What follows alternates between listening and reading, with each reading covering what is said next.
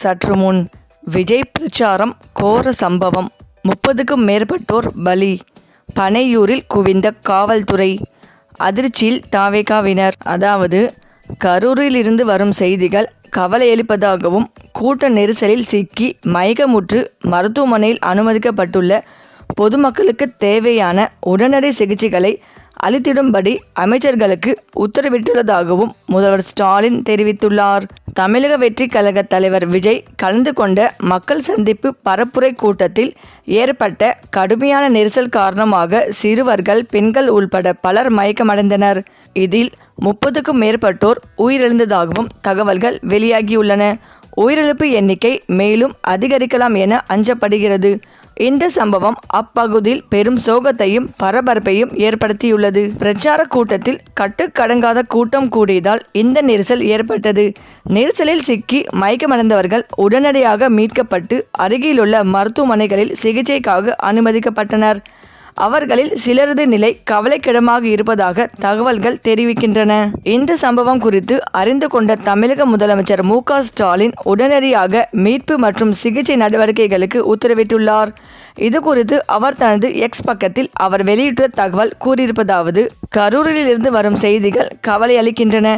கூட்ட நெரிசலில் சிக்கி மயக்கமுற்று மருத்துவமனையில் அனுமதிக்கப்பட்டுள்ள பொதுமக்களுக்கு தேவையான உடனடி சிகிச்சைகளை அளித்திடும்படி முன்னாள் அமைச்சர் செந்தில் பாலாஜி, அமைச்சர் சுப்பிரமணியம் மற்றும் மாவட்ட ஆட்சியர் ஆகியோரை தொடர்பு கொண்டு அறிவுறுத்தியுள்ளேன். அருகிலுள்ள திருச்சி மாவட்டத்தைச் சேர்ந்த அமைச்சர் அன்பில் மகேஷிடம் போர்க்கால அடிப்படையில் தேவையான உதவியினை செய்து தரும்படி உத்தரவிட்டிருக்கிறேன். அங்கு விரைவில் நிலைமையை சீராக்கும் நடவடிக்கையை மேற்கொள்ள ஏடிஜிபியிடம் பேசியிருக்கிறேன்.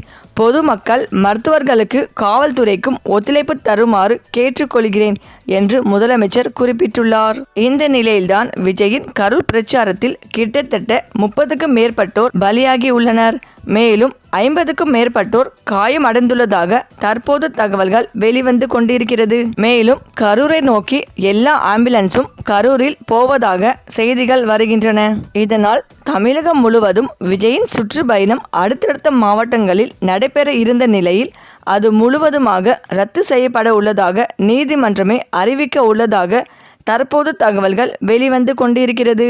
இந்த செய்தி தமிழக வெற்றி கழக தலைவர் விஜய் மற்றும் தாவேகாவினர் அனைவரையும் அதிர்ச்சியடைய வைத்து வருகிறது. ஆனால் இந்த கோர சம்பவம் பற்றி விஜய் இதுவரை வாயை திறக்காமல் இருப்பது மிகவும் கவலைக்குரியதாக இருக்கிறது என்று பத்திரிகைகளில் வரும் தகவல்கள் தெரிவிக்கின்றன. சரி, இந்த வீடியோ பற்றிய உங்கள் கருத்துக்களை கமெண்ட்ல சொல்லுங்க. மேலும் இந்த வீடியோ உங்களுக்கு பிடித்திருந்தால் லைக் பண்ணுங்க, ஷேர் பண்ணுங்க, மறக்காம நம்ம சேனலை சப்ஸ்கிரைப் பண்ணிக்கோங்க. தேங்க்ஸ் ஃபார் வாட்சிங்.